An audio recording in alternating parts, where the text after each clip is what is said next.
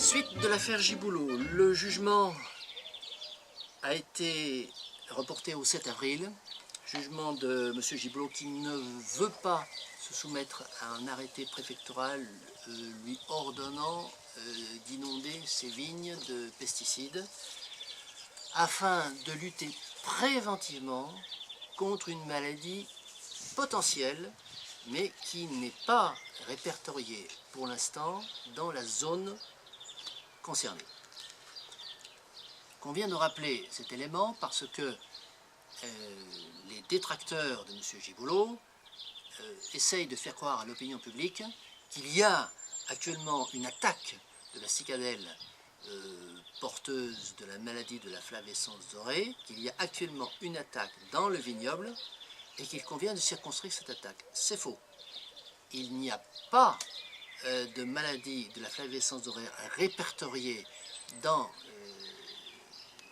cette région de Côte d'Or, et il s'agit là d'un décret à titre préventif. Ce décret, pris par un fonctionnaire d'État, c'est-à-dire un préfet, s'appuie en principe sur l'article 251-20 du Code rural qui, je cite cet article de façon littérale, le ministre chargé de l'agriculture peut prescrire par arrêté les traitements et mesures nécessaires à la prévention de la propagation d'organismes nuisibles inscrits sur une certaine liste.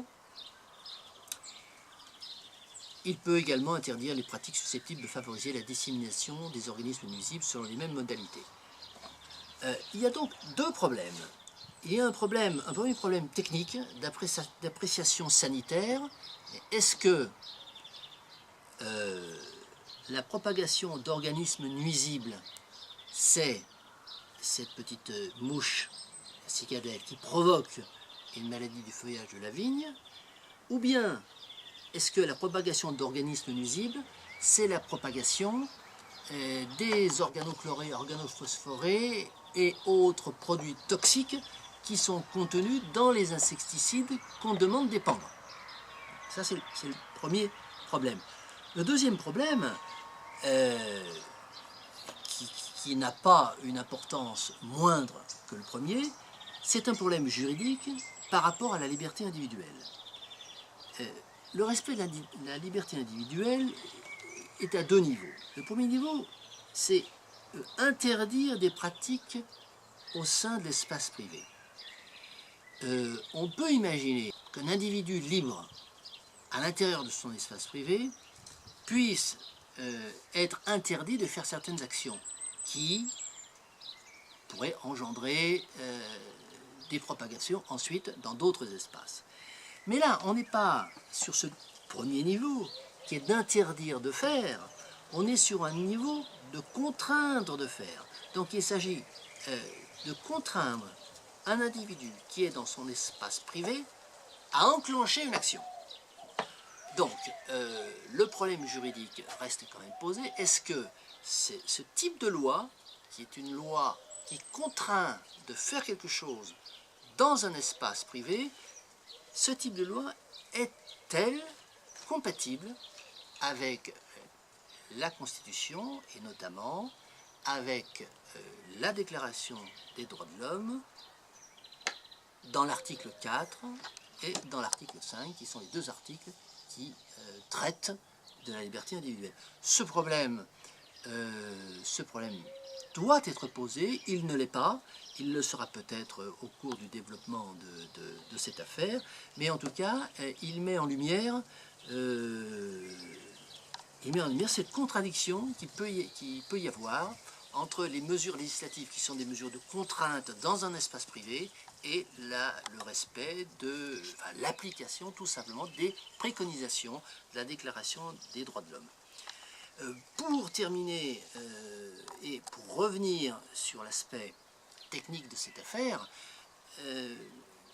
donc qui, bien que étant circonscrite dans un petit cas particulier, ouvre un débat très très général et on peut s'apercevoir quand même de manquements importants, je dirais presque au principe démocratique, à savoir qu'il n'y a pas eu de débat préalable sur l'aspect technique, c'est-à-dire la flavescence dorée, est-elle là, n'est-elle pas là, est-ce que l'application du produit est plus toxique pour la santé que la flavescence dorée. Il n'y a pas eu de débat technique. La décision a été prise par le préfet sans qu'il y ait eu décision préalable du ministre de l'Agriculture. Or, le code, l'article 251 du Code civil place l'autorité administrative, en l'espèce le préfet, en situation de simple exécutant, ce qui est normal, parce que les lois sont votées par l'Assemblée, les décrets importants sont pris par le gouvernement, mais ce n'est pas aux fonctionnaires locaux de faire la loi. Donc, si le préfet avait appliqué cet arrêté dans la continuité d'une décision du ministre de l'Agriculture sur le problème de la flavescence dorée, on comprendrait un petit peu mieux la situation. Or, ça n'est même pas le cas. Et cet exemple, je vais dire ce petit exemple, mais cet exemple limité, mais qui est petit par sa zone géographique, mais qui est très grand par les concepts généraux qu'il met en cause, montre que la loi qui est votée par les assemblées, l'Assemblée nationale et le Sénat, la loi est débordée par le règlement. Les lois qui sont votées par l'Assemblée et par le Sénat sont au nombre environ de 11 000. Les décrets qui sont pris par différentes autorités administratives, préfets, maires ou autres, sont au nombre de 130 000.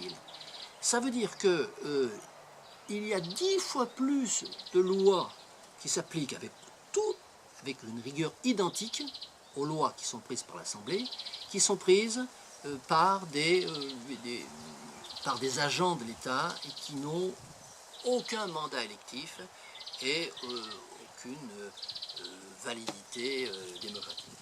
Cet exemple montre bien que l'inflation réglementaire qui ne passe pas par les assemblées pose problème et vient en contradiction très souvent avec les préceptes constitutionnels de base.